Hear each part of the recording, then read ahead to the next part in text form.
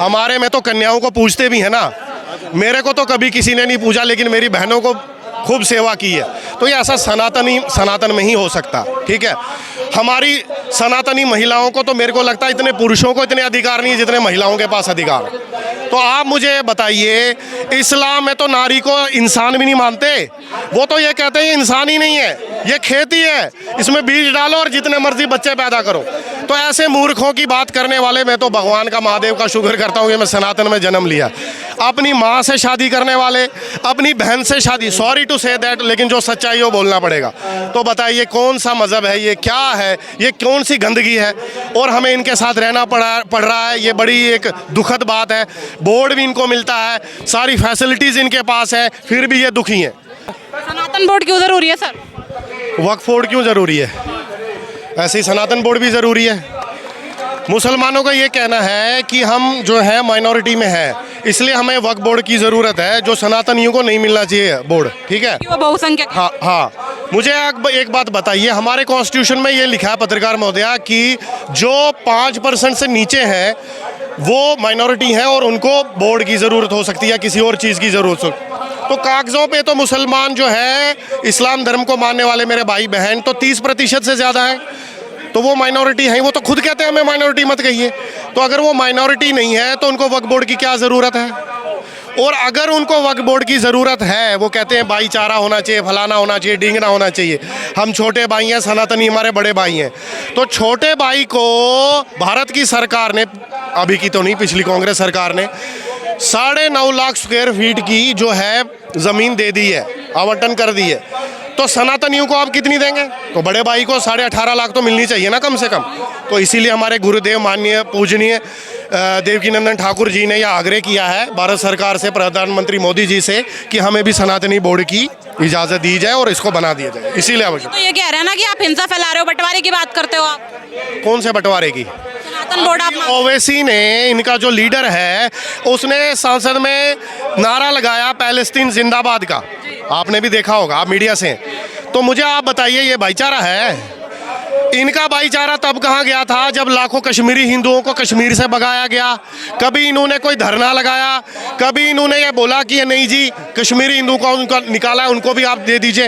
ये एक तरफ की पॉलिसी की, बस एक ही मज़हब के लोगों को सब कुछ मिलना चाहिए, ये नहीं चलेगा। और मैं इसमें बिल्कुल भी एग्री नहीं करता कि सनातनी जाग चुका है। सनातनी बिल्कुल नहीं जागा है। हाँ, अभी एक थोड़ी सी चिंगारी लगी है जिसका आग बनना अभी बाकी है। सनातनी अभी जागा है। अगर 100 करोड़ हिंदू हैं तो मुझे लगता है मुश्किल से 2 या 3 करोड़ हिंदू जागा है अभी। तो ये हाल है। अगर सारा सनातनी जाग जाए तो आप सोच सकती फिर क्या। सनातनियों में आध्यात्मिक की शक्ति है, सनातनी में गुरुओं की शक्ति है। हम देखिए, हमारा एक ऐसा ही धर्म है पूरे धर्मों में से जो एक नारी के तत्व को भी पूजता है दुर्गा के रूप में।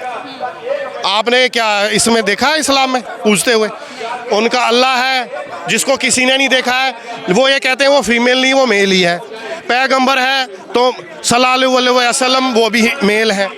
उनके जो भी वो हैं धर्मगुरु, वो भी मेल हैं। क्रिश्चियनिटी में भी ऐसा ही है, जीसस भी मेल, सारे मेल। सिर्फ सनातनी है जो आप स्त्रियों को भी इज्जत देना जानता है। योगी जी कहते हैं जैसे बटेंगे तो कटेंगे, उसे नफरती बयान बताते हैं ये। लेकिन जब ओबीसी कहते हैं कि 15 मिनट के लिए अपनी पुलिस हटा लीजिए तब हम बताएं, तो इस पर आप क्या कहेंगे? वो बयान क्या नफरती नहीं है? नफरती, माननीय योगी आदित्यनाथ जी ने ये बोला है कि कटेंगे और बटेंगे, ये नफरती बयान है? ये नफरती बयान नहीं है। वो अपने सनातनियों से कुछ भी कह सकते हैं, ये हमारा आपस का मामला है।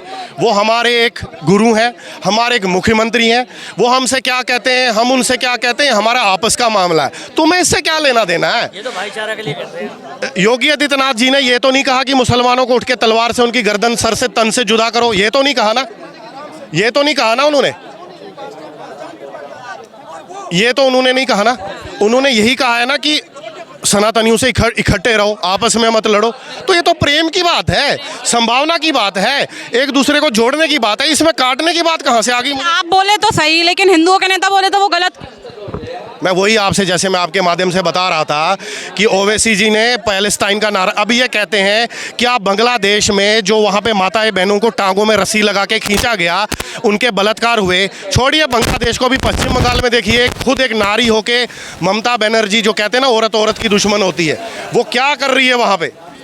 वो खुद अपने आप को ब्राह्मण बताती है, सनातनी बताती है, और वो मस्जिद में नमाज तो पढ़ती है, सब कुछ करती है, लेकिन जब नवरात्रि होते हैं, क्योंकि पश्चिम बंगाल के अंदर ही माँ काली है, दुर्गा पूजा वहीं होती है, तो पंडालों में कहती है कि यहाँ नमाज पढ़ाई जाएगी। बड़ी अच्छी बात है, ममता दीदी आप पढ़ाइए नमाज, लेकिन आप जो है मस्जिदों में भी फिर घंटा बजवाइए, वहाँ पे भी आरती करवाइए। ये एक तरफ का ये जमुना गंगा जमुनी तहजीब लेके सनातनी अपने टोकरा सर पे लेके हमेशा क्यों घूमता रहे?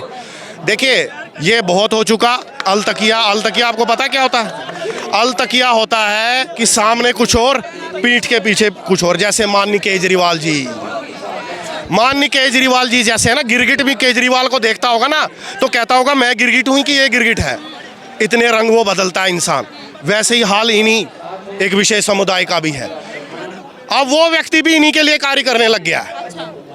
वो सनातन के लिए ना कोई मंदिर बनाएगा, ना कोई पूजा पाठ करवाएगा, ना कोई चीज़ करवाएगा। दिवाली में कहेगा पटाखे मत फोड़ो, होली पे कहेगा रंग पानी वेस्ट मत करो, लेकिन जब ईद आती है तो उसका मुंह बंद हो जाता है। जब ये आता है, क्या कहते हैं इनका, क्रिश्चियनों का क्या होता है, क्रिसमस, तो उस पर उसका मुंह बंद हो जाता है। वैलेंटाइंस डे पे उसका मुंह बंद हो जाता है, नहीं हैप्पी न्यू ईयर पे उसका मुंह बंद हो जाता है। लेकिन जैसे ही दिवाली आ जाती है तो माननीय केजरीवाल जी की घंटी दिमाग की बज जाती है, और फिर उसको एकदम से सपना आता है, नहीं नहीं एकदम से बोलना है। ये व्यक्ति जब दिल्ली का मुख्यमंत्री था और पंजाब में इसकी सरकार नहीं थी, तब ये चिल्ला चिल्ला के गिरगिट कहता था कि पराली बंद करो, पराली बंद करो, पंजाब में फलाना, वहाँ से धुआं आ रहा है, दिल्ली में प्रदूषण बढ़ रहा है। अब मैं देखना चाहता हूँ, इस बार सर्दियाँ हैं तो मैं देखना चाहता हूँ कि कितनी पराली पंजाब हरियाणा में, हरियाणा के तो खैर सरकार नहीं है उनके पास, पंजाब में जलेगी, और कितना केजरीवाल जी उस पर लगाम लगाएंगे, मैं देखना चाहता हूँ।